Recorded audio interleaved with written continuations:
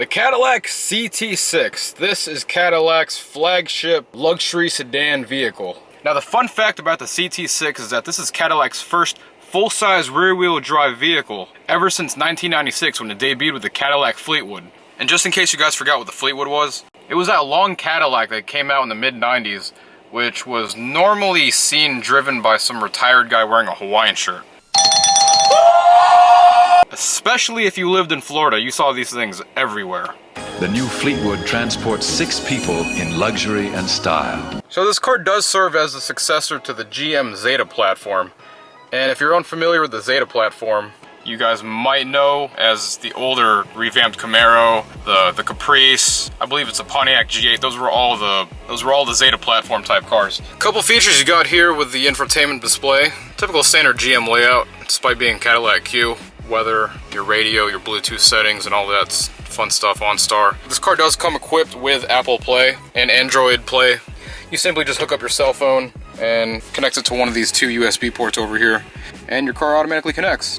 Now, one of the terrible things about this car, despite of how advanced it is the center trackpad that we got here in the middle. Feels like one of those old ThinkPads from like the mid-2000s. Those kinds of trackpads they had in those laptops. It's clunky, it's not as smooth. Nowadays everyone's used to, like, you know, a cell phone with like such fluid motion. That's not the case with the trackpad. It doesn't really provide that much good feedback. Like, you're better off just using the touchscreen yourself. The shifter feels great. The only problem I have with the shifter is actually a weird quality thing. Park to drive, it's fine. For some reason, when you put it in the manual mode, it just feels really cheap. It's like, it doesn't move that full track that you normally get with these types of gear positions when you row them up and down. It would have been cleaner if they just had it off to the right for manual mode, like a small niche off to the right or the left. It just feels like you're playing with a plastic. Ah yes, and one of my most favorite features on this car is, of course, the rear view mirror, which I'm sure some have seen on Car Throttle and a certain video that might have gone viral in like an hour. Every single day I find something new about this car that I've never found out before. Check this out. Digital regular. Digital regular. Digital regular. That thing is sick as dude. Holy. It's the two-way mirror, which is both digital and regular. By utilizing a couple of cameras, or I think one camera in the back, it gives you a better view of what's behind you. Unfortunately, this car was not the model with the Supercruise feature, which is Cadillac's version of the autopilot. Introducing Supercruise. When the steering wheel turns green and things look safe, let go. This does come standard though with the collision warning as well as the lane assistance departure feature. So if you are dozing off on a long road trip, the car will keep you in check and try to, you know, steer you straight. But it's not perfect, it won't keep you center, so you'll still hit the lines and the french fries in the middle of the road. The rest of the cabin was great. This coming from a 350Z owner, it's safe to say that I'm a huge fan of the minimal design. And the command center was still a pretty basic layout, yet was still kind of effective. Comforts seem to have been derived from the roots of the preceding Fleetwood model. So this thing kind of still felt and drove like a sofa, but that was kind of a good thing too. And speaking of sofas, whoever was in charge of the interior design of this vehicle really sort of went ham with the whole stitching thing going on inside. Not that I have a problem with it, but kind of looks overdone. Now, the rear cabin area was designed with 2 possible passenger configurations.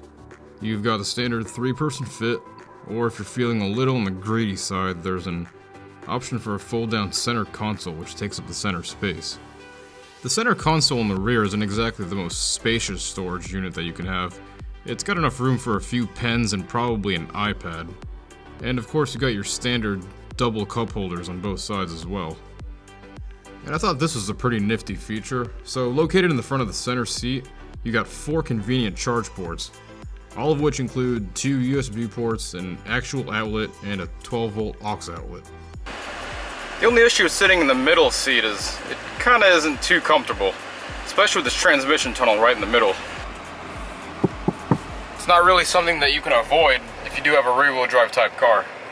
Issues with the middle seating if you are a fully grown adult. I'm about 6 feet tall, so I'm having trouble with decent headroom. My hair is actually hitting. So if we were gonna have like a bumpy type of ride, I most likely would be hitting my melon on this roof.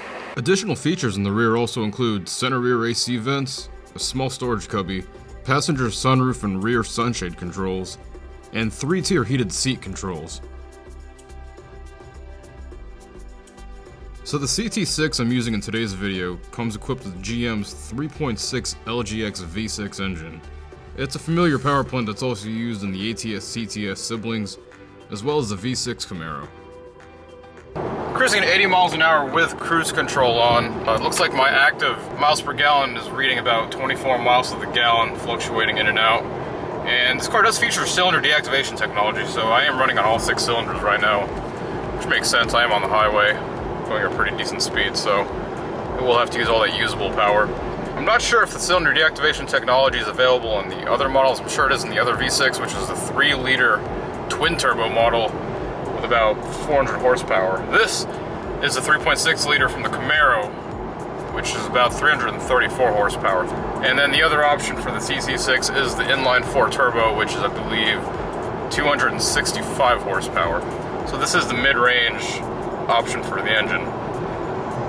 Here you have your normal regular mirror, and with a flip of a tab, you got yourself a digital panoramic camera view of the rear camera.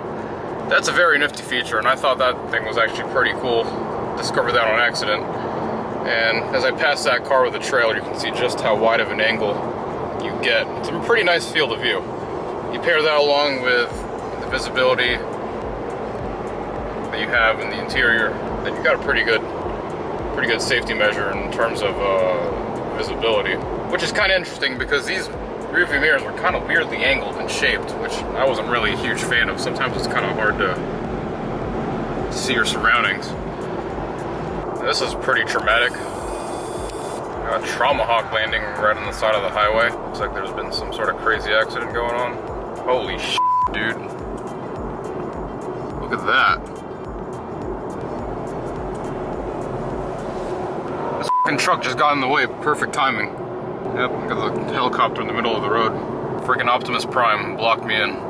Overall, the CT6's sleek and clean style is a more civilized approach, especially when comparing to other full-size competitors, such as the S-Class, the XJ, or even the 7 Series. It's not as extravagant as the old Fleetwood, but it definitely does bring back that old couch with wheels feel. I do appreciate you guys for taking the time out to watch this super brief video on the CT6. I'm no auto journalist, but if you did like this vid, go ahead and drop it a like if you can. And in the comments below, let me know what else you think about the car. What you like and what you don't like. And well, yeah, other than that, I'll see you guys all in the next vid. Have a great day.